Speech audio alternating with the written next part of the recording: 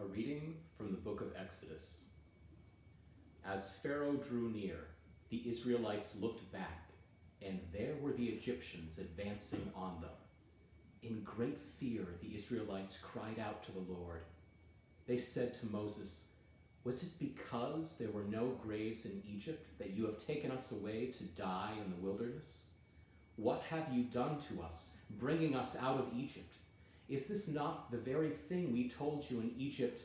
Let us alone, and let us serve the Egyptians. For it would have been better for us to serve the Egyptians than to die in the wilderness." But Moses said to the people, "Do not be afraid. Stand firm, and see the deliverance that the Lord will accomplish for you today. For the Egyptians whom you see today, you shall never see again. The Lord will fight for you, and you have only to keep still." Then the Lord said to Moses, "Why do you cry out to me? Tell the Israelites to go forward, but you lift up your staff and stretch out your hand over the sea and divide it, that the Israelites may go into the sea on dry ground. Then I will harden the hearts of the Egyptians so that they will go in after them. And so I will gain glory for myself over Pharaoh and all his army, his chariots, and his chariot drivers. And the Egyptians shall know that I am the Lord, when I have gained glory for myself over Pharaoh, his chariots, and his chariot drivers."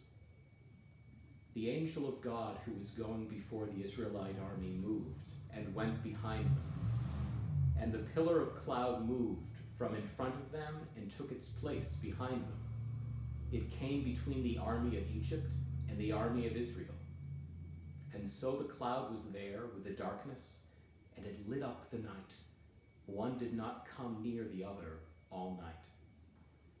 Then Moses stretched out his hand over the sea.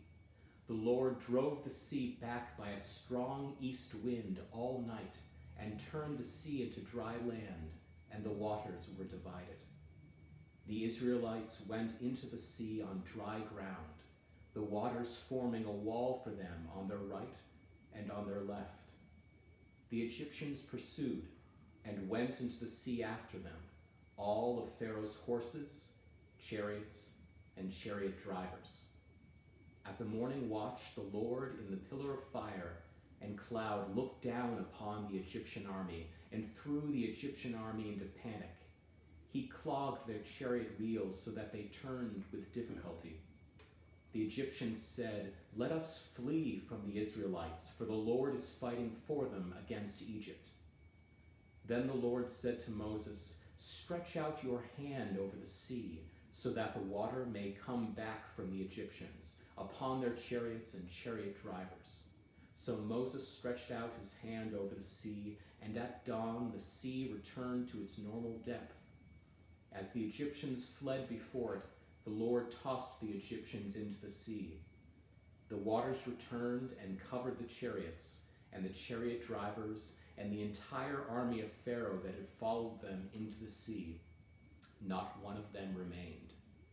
But the Israelites walked on dry ground through the sea, the waters forming a wall for them on their right and on their left.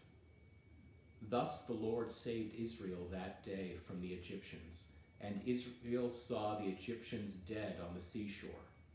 Israel saw the great work that the Lord did against the Egyptians. So the people feared the Lord and believed in the Lord and in his servant Moses. Then the prophet Miriam, Aaron's sister, took a tambourine in her hand, and all the women went out before her with tambourines and with dancing. And Miriam sang to them, "Sing to the Lord, for he has triumphed gloriously. Horse and rider he has thrown into the sea." The word of the Lord.